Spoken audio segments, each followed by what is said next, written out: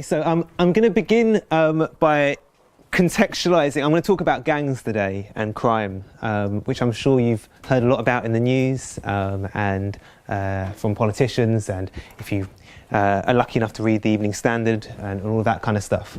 And I'm going to try to contextualise this language around gangs and this what we might call a moral panic.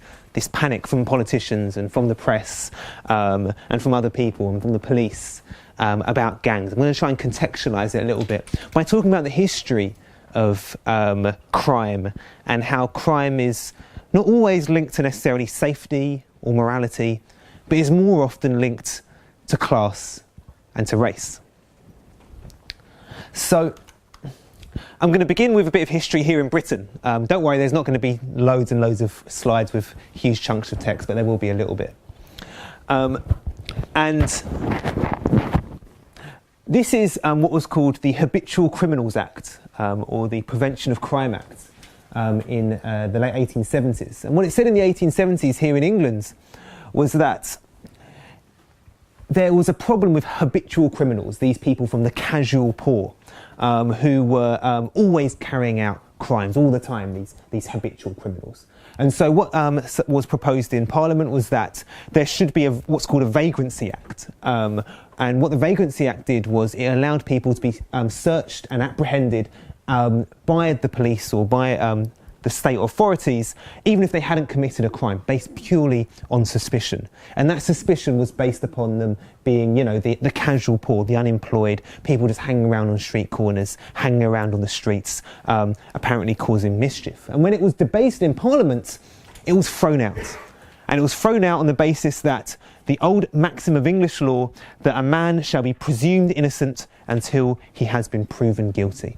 So the idea that you could stop, search, apprehend, question, criminalise someone just because they looked poor and are hanging out on the streets was thrown out of British Parliament in the 1870s because people had to be presumed innocent until proven guilty. So this is a really great, important victory, I think, for English lawmaking.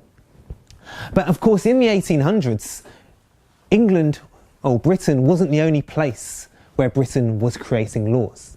There were many other places in the 1800s where Britain was creating laws. It was creating laws in many of the red parts of this map that you can see here. It was creating laws here in Australia, in parts of the African continents, in India, in the Caribbean, in its other colonies in North America and elsewhere. And in these parts of the world where Britain was also making laws, the British Empire, the same kinds of protections for people innocent until proven guilty didn't necessarily stand. And so in Britain's colonies you had something very, very different, of course. In places like the Caribbean, that you can see over here, which you can't really see marked pink because they're so small, but they're of course very significant. You didn't have innocence until proven guilty. Of course, you had the largest instance of slave trading and enslavement in all of human history. Quite the opposite. These people were considered to be deviant, considered to be lazy, considered to be inherently so criminal that they had to be shackled and chained. And this idea that these people were deviants, were criminals, was used to justify that enslavement.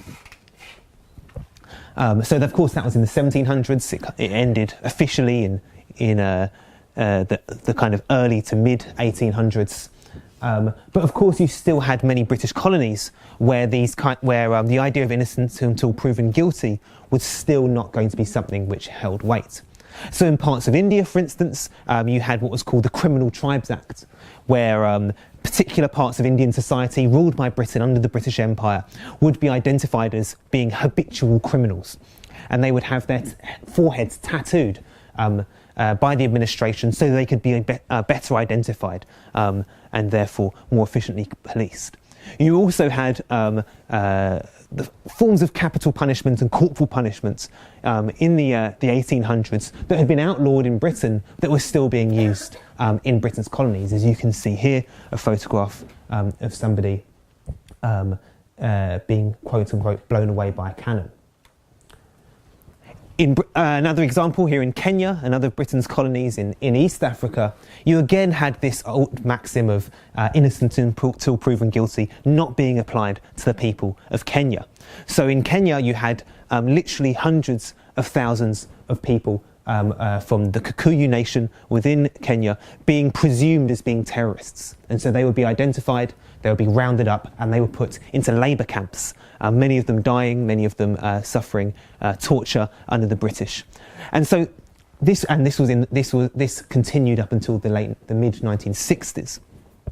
And so although the old maxim of English law saying, you know, a man should be innocent until proven guilty was being applied to the British mainland as early as 1861, even up until the 1960s in the British colonies, the idea that Africans could be innocent until proven guilty, or Indians or Caribbean people, was not something which held weight. And one of the reasons for this was that these people were considered to be habitual criminals. They were seen to be, in their very being, they were criminal people.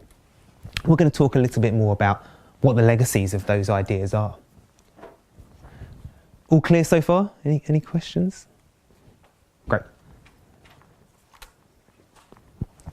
Okay, so of course, in the 1950s and 60s, what we begin to see are people from these colonies in the Caribbean and Africa and Asia begin to migrate here to Britain.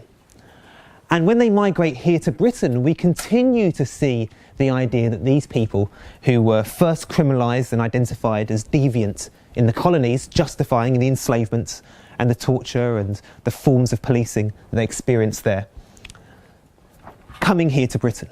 And so these are some of the stereotypes that were associated with the first black migrants who came here to Britain. They were identified as stowaways, as drifters, as pimps, as drug dealers, as muggers, as illegal immigrants, as black extremists, as criminal Rastafarians, right? And this is what an academic called Paul Gilroy calls the black folk devil, right? And so what he does is he identifies the fact that, you know, black people didn't come here as drifters or stowaways, actually. This is a stereotype, right? This is an idea that black people came to this country as stowaways when in fact they were British citizens, citizens of the British Empire.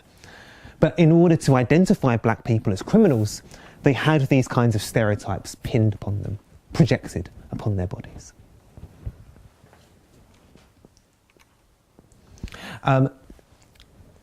As we see this kind of these black communities in Britain growing up into the 1970s and 1980s, you see these kinds of stereotypes being solidified, being further entrenched into the British media, into the kind of language being used by the police, being used by politicians. One example of this was kind of elaborated in a book called Policing the Crisis by Stuart Hall and a number of his colleagues. And they quoted Kenneth Newman, who was head of the Metropolitan Police in the 1980s. And what he said was that the black inner city areas are a challenge to the style of British policing which we relied upon since 1829. And he said that the police are now ill-equipped to cope with the recent immigrant groups whose history and culture is not inculcated similarly to the law-abiding and respectable values. And so what he's saying here is that the immigrants from Africa, from Asia, from the Caribbean, don't have the same law-abiding and respectable values that the British people do. And therefore, what they are effectively is they're more criminal, they're more deviant than the British people, and therefore require policing as such. And so what you see Kenneth Newman doing here is echoing the same kinds of assumptions that the British Empire used in its colonies, right? They said that, you know, the respectable values, the law-abiding values of the British people mean that we can have innocence until proven guilty here on the British mainland. But of course we can't have those same kinds of legal values in the colonies, in Africa, in Asia, in the Caribbean. We have to have different ones in order to control these deviant people, these criminal people, these violent people. Still making sense? Great. So what does that leave us with today? Well, what that leaves us with today, after the stowaways, the drifters, the drug dealers, the black extremists, the Rastafarians, I think today the moral panic, the black folk devil that I think is probably most common is the gang member, the gangster, right?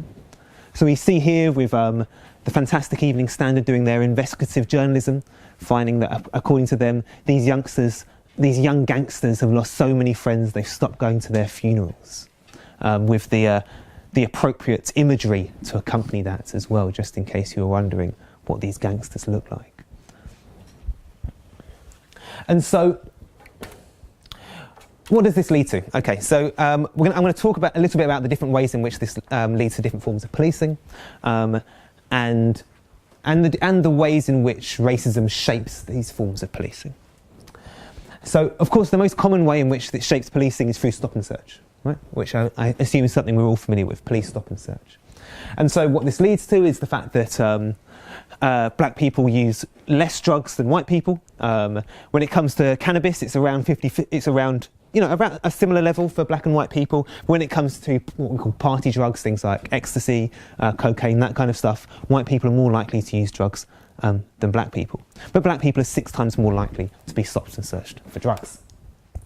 And in fact, even when black people are found with drugs, for instance, if a black person is found with in the possession of cocaine, they are more likely to be charged than left off with a caution. So 78% of black people found with cocaine are charged, only 22% are cautioned. However, when a white person is found with cocaine, 56% of them get off with a caution and only 44% are charged.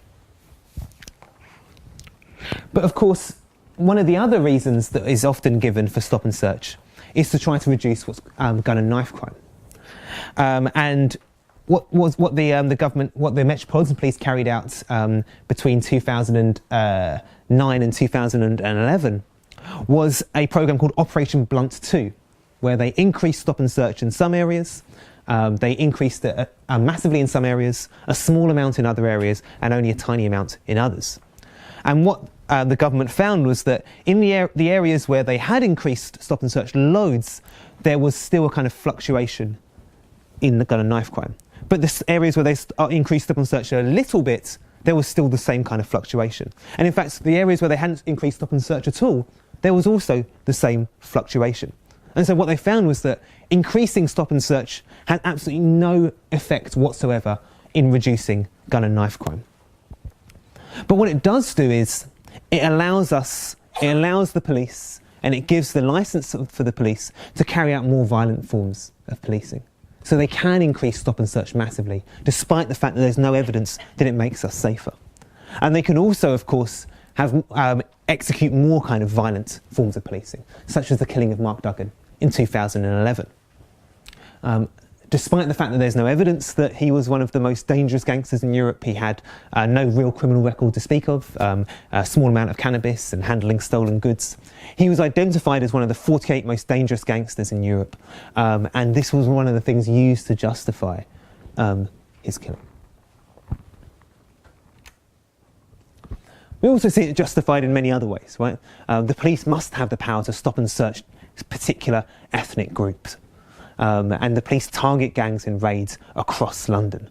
So being able to use this kind of language to identify, and this kind of racism to identify specific groups of people. The example given here is 2 Asian gangs from different parts of the country have agreed over the internet to settle their differences in a street fight. This is a completely made up scenario. Like, is this what happens?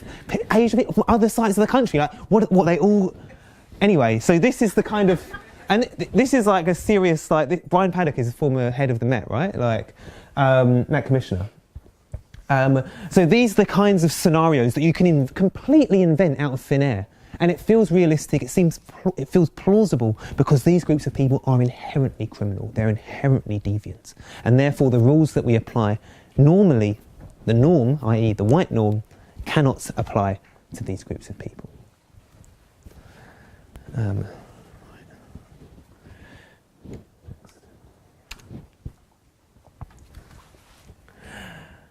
Okay, so some interesting studies were done on gangs and racism by these 2 people here, Patrick Williams and Becky Clark, based at Manchester Metropolitan University, because they were interested in all of these headlines about gangs. They were based in Manchester. Patrick Williams was a a probation officer. So he'd been working, and he'd noticed that there were all these newspaper headlines saying Gunchester, and the young people that he was working with, and obviously he had to partner with the police, often talked about gangs and this idea of gangs.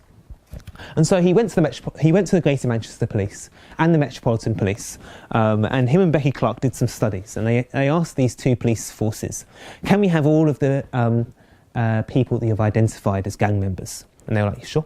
Here's all the people that we've identified as gang members. And they said, can you break it down by ethnicity for us? And so they did. They broke it down by ethnicity.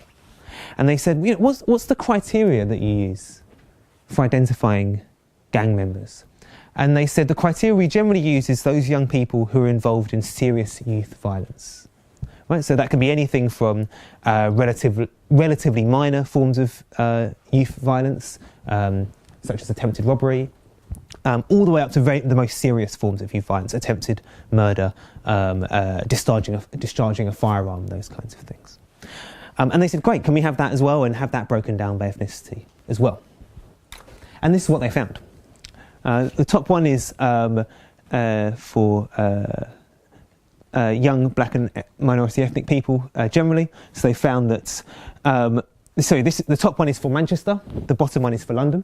So in Manchester, they said that 89% of the gang members in Manchester were black, Asian or minority ethnic, and only 11% were white. But 77% of the people carrying out serious youth violence, according to Greater Manchester Police, are white, and only 23% are black, Asian or minority ethnic.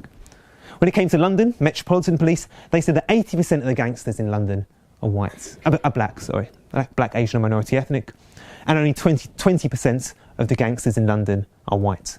Yet when they asked for the figures on serious youth violence, it was around a 50-50 split, which is roughly similar to the youth population of London generally, so roughly proportionate. So what does this tell us? What it of course tells us is that the criteria that the police say they use for identifying gang members is clearly not the criteria they use. Otherwise, these two graphs would be the same, right? These two graphs would be the same. Make sense? Right? Clearly a far greater indicator of what constitutes a gang member, according to both Greater Manchester Police and the Metropolitan Police, is ethnicity, is race. And those figures become even more stark when we divide it into black and non-black. So we have 81% of the gangsters in Manchester are black, 19% non-black, and only 6% of the serious youth violence in Manchester carried out by black people. The 94% remaining carried out by non-black people. And similarly in London, 72%, almost 3/4 of the gangsters are black. However, only 27% of the serious youth violence is carried out by black people. Still making sense? Great. How am I doing for time? I forgot to check at the start. All right, great. And so, even the Metropolitan, even the Greater London Authority themselves have had to kind of tussle with this, have had to work with this and think to themselves, okay, so serious youth violence in London is often considered a gang issue. Often considered by who?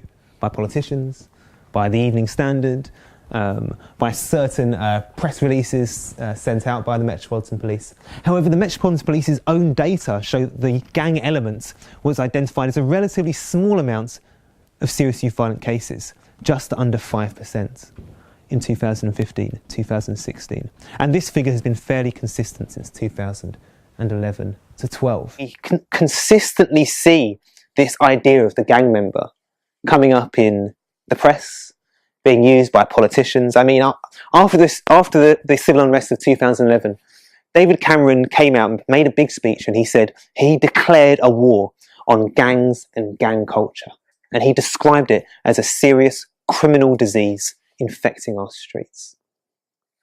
And of course, when David Cameron gets up and makes a speech about gangs and gang culture, I think everyone knows who he's talking about. He doesn't have to use the kind of explicitly racist language that might shock us. Right? He might not use the explicitly racist language that might have been used in the era of the British Empire, or even in the 1980s, where Kenneth Newman, the head of the Metropolitan Police, talks explicitly about immigrants not having the same values of respectability and being law-abiding. He can instead simply say gangs and gang culture and a major criminal disease infecting our streets. And everyone who's picked up a newspaper or watched the news or watched the television knows exactly what he means straight away. And I think that's the power of racism. I think it's so powerful, and I think it's able to have such an effect, not simply because it's something that was really bad in the 80s or in the 70s or in the 60s or in the 50s, but something which goes back to the very roots of British history. It goes back 300 or 400 years. Britain hasn't been doing racism since Black or Asian or Caribbean people came here. They've been doing racism since they came to us. And because it's so embedded in British political life, in its social life, in its economic life, it's because has been so embedded for so many centuries, that simply saying gangster, simply saying drug dealer, simply saying mugger, simply saying terrorist can immediately conjure up images and deliver messages which communicate racism so perfectly and so eloquently that we almost don't even have to think about it. I think I'll leave it there and maybe take some questions and discussion, if that's okay. Great. Any questions, thoughts, ideas? Go ahead. It's a great question. How do we dismantle the idea of the black folk devil? I think one of the first ways in which we have to do that is by identifying that it exists. Right? So by identifying the fact that when David Cameron talks about gangs and gang culture, he's conjuring up a black folk devil. Right? Even today, recently in the media, we've seen Boris Johnson talk about Muslim women who wear religious dress, and he's described them as bank robbers and as letterboxes. He's described them as criminals and inanimate objects. Describing people as an inanimate object or a criminal goes to the very roots of what is racism. Right? Transatlantic slavery was justified because black people were identified as not being human, as being things. The N-word literally means black thing, right? Black people were things, but also they were deviants, they were criminals, which justified their violence. And so by referring to Muslim women who wear this kind of dress as being objects and as being criminals, he knows exactly what he's doing. He knows his history and he knows his audience. And he's fundamentally drawing on these foundations of racism to communicate what his colleagues in the Conservative Party will say can't be racist because Islam isn't a race. And so being able to have these battles and expose how racism is articulated, I think, is probably the first step.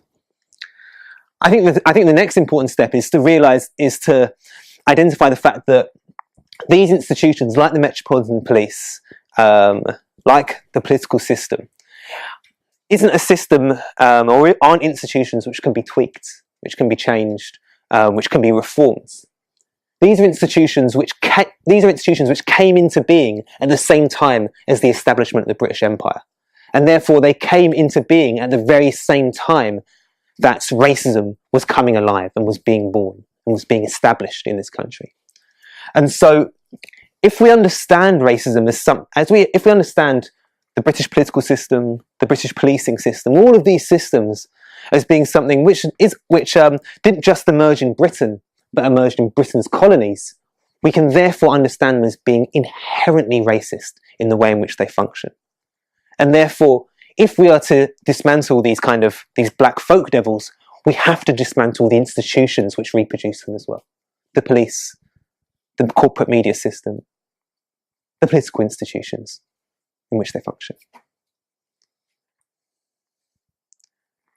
Hey. Do you think if the representation of crime and the people who do crime was more balanced in the media, it would make a significant change in the way policing works, let's say in the UK?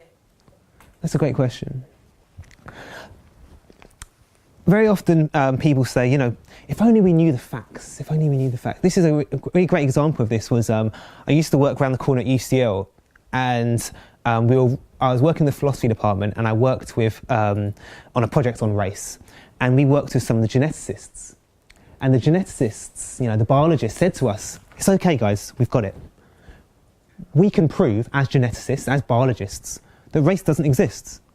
There's more genetic variation between different Africans than there are between many Africans and Europeans, right? There's no consistent genetic, scientific basis for race. We'll just tell people that and they'll stop being racist, right? If only they knew the truth.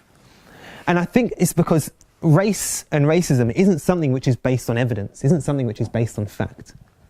Race and racism is a system of governance. It's a mode of control, right? It's a way of governing people, of controlling people. So you can tell people all the facts you want all day long, and unfortunately, it isn't going to win the argument. I think what's going to win the argument is the fact that these politicians, these political institutions, these prison systems and policing systems, not only do they oppress people on the basis of race, they oppress people on the basis of class as well. And therefore they oppress and they fail to benefit the overwhelming majority of people, not only within our society, but I mean across much of the world. And being able to draw those links between race and class and gender, I think is the fundamental way in which we can build a popular movement for dismantling these kinds of institutions. Understanding that, okay, yeah, white people commit crime, black people commit crime, great. But the fact that crime, the way in which we understand crime is based on... Okay, let me give you another example, which I always tell my students. If you're suspected of handling a gun in Tottenham, as Mark Duggan was, you could expect to be criminalised immediately. In fact, you could probably expect to be shot on the spot before anybody asks any questions. But if you sell F-16s to Saudi Arabia or cluster bombs to Israel, you can probably expect to get an OBE, right? If you are, if you smoke a spliff on Brixton High Streets, you can expect to be criminalised. But if you sell alcohol or cigarettes or highly addictive antidepressants or other kind of big pharma products, you're a pillar of British industry, right? There are women, there are mothers who have done prison time for handling stolen goods appropriated during the unrest of 2011 during the riots, right? They've done time in jail just because someone has sold them something which was taken during the riots. They've done jail time. But if you fly over to Iraq, kill 1 million odd people, cancel all the oil contracts and sign new ones with your oil companies and extract all of that oil wealth, you'll probably be made Middle East peace envoy, right? Which is exactly what happened to Tony Blair.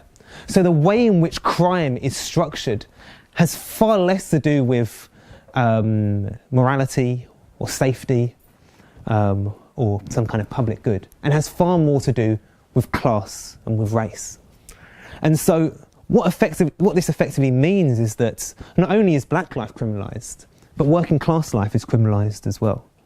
And so being able to draw those links between not only different people who are oppressed by racism, but people who are oppressed by our class system, by what we call capitalism, I think is a fundamental way in which we can begin to challenge the ways in which these forms of policing not only oppress people, not only oppress black people, but are unhelpful to pretty much the overwhelming majority of our society. Was there a hand up over here first? No? Okay, sorry, go ahead. What role does gender have in crime and policing? That's a massive question, possibly for another lecture, but I'm going to give it a go anyway. How long do I have again? Oh, great, all right, cool. Okay, so I think we have to understand what we might call patriarchy or male power, the power of men, as working in two different places. One we call the private sphere, the home, and one we call the public sphere, pretty much everywhere else, right? And I guess we're more kind of familiar with it working in what we call the private sphere, the home, right? We're more familiar maybe with domestic violence or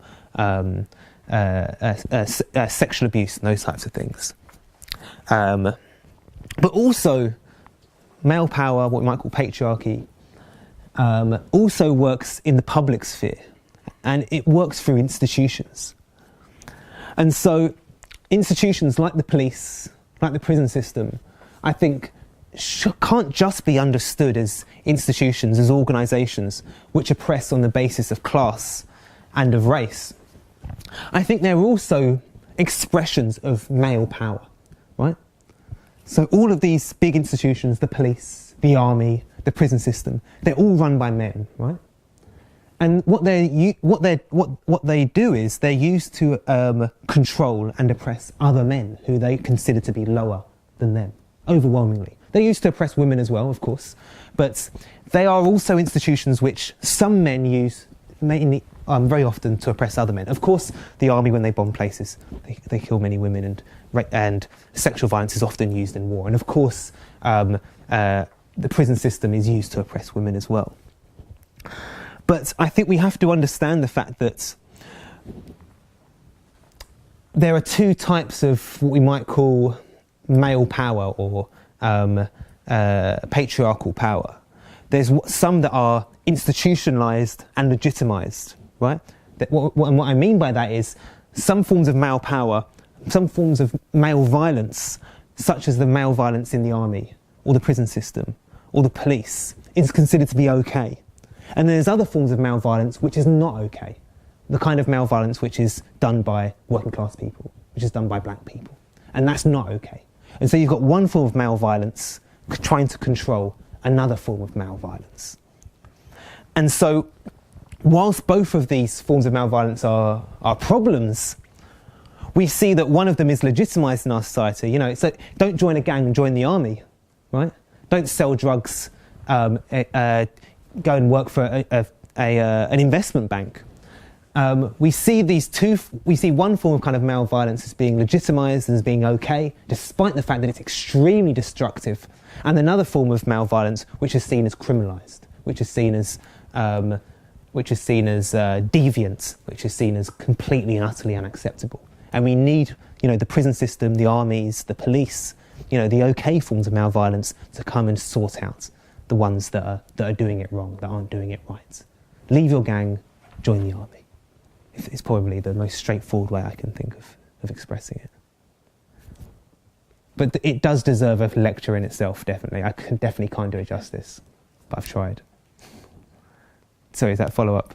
No, just another question. So if it's inherently racist, how can we change something that's inherent? We have to dismantle it. These institutions need to be dismantled.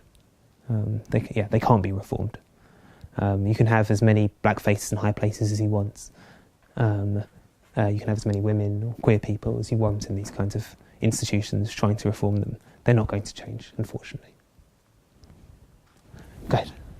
That's a really, really great question. Again, probably deserves another hour or so, but I'll give it a go anyway. So the question was, how do we go about dismantling these institutions? So, we're just going to abolish the police tomorrow? Because they don't really make us safer, most of the stuff that they do. I think the kind of, what we might call abolitionist reforms, is the word that people like Angela Davis and other prison and police abolitionists in the United States often use, which I think is a really useful way of thinking about the prison and policing system and how we go about dismantling it. So if we think about what it is that helps to make us safer, what it is that helps us to live in a society where there is less violence, where there is less crime, what does that society look like? And generally those societies don't look like, those safer societies, those less violent societies, don't look like societies that have lots and lots of police and very, very big prisons. Generally, those societies look like societies that are more equal, more equitable. Right? So in countries where take for instance, the African continents. In Africa, the most unequal country in Africa is South Africa. The country with the highest crime is South Africa. Globally, the countries in the world where there is the most inequality are generally countries in Latin America, and they're also the countries where there is often the highest levels of crime. In the overdeveloped world, in the global north, the country that's most unequal in the overdeveloped world is the United States. The country with the highest crime rates in the overdeveloped world is the United States. And so when we think about what it is we want to do in making our communities and our families and our lives safer and have less violence, we need to think about these kinds of ways of reducing crime. Early intervention services, mental health provision, all of these types of things, as ways of replacing effectively the criminalisation of black life, the criminalisation of working class life. And so being able to foster intervention services, whether it be youth work, whether it be mental health provision, whether it be all the kind of things that help us to live more fulfilled and more fulfilled lives, and gives us a kind of sense of belonging and I guess a sense of security, right? Secure housing, healthcare, all of these types of things. I think they are the kind of abolitionist reforms that can erode the knee-jerk reaction of the state, which says there is crime, we need to police harder. There is crime, we need to build more prisons. There is crime, we need more repressive laws against these gangsters or these drug dealers or these terrorists or whatever the black folk devil of the month is. And I think it's by thinking about crime in this kind of way, I think we can begin to move towards a form of abolition, which on the one hand erodes the power of the police and the prison system, but at the same time creates alternatives which help to prevent people from slipping into what is very often an understandable engagement in criminalised forms of employment, whether that be selling drugs or theft or anything like that, in order to survive in what is Britain, the most unequal country in Western Europe, and also the country with the highest crime in Western Europe.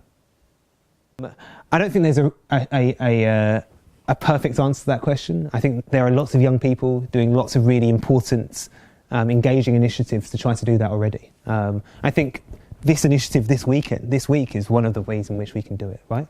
The Consented Youth magazine and the ways in which we're kind of rethinking crime and rethinking our communities is a really, really useful way of doing it.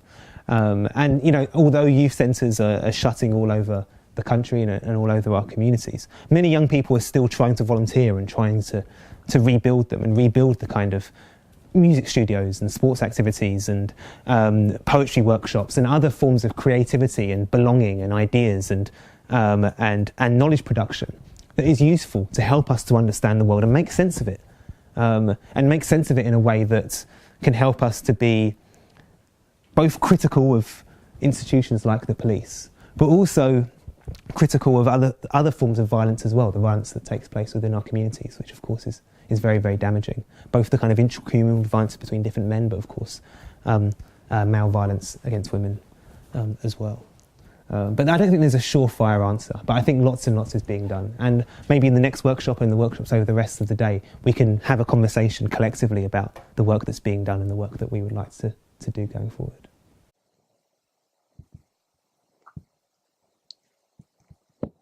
How can we use like history in the past? Because I think a lot of people look at like history. Like the other day, I was saying, "Oh, so what do you think about this now?" Like, "Oh, that's in the past. It's changed now." Like, how can we use history now in a way that doesn't disconnect us from it, but sort of sees differences and similarities in a clear way?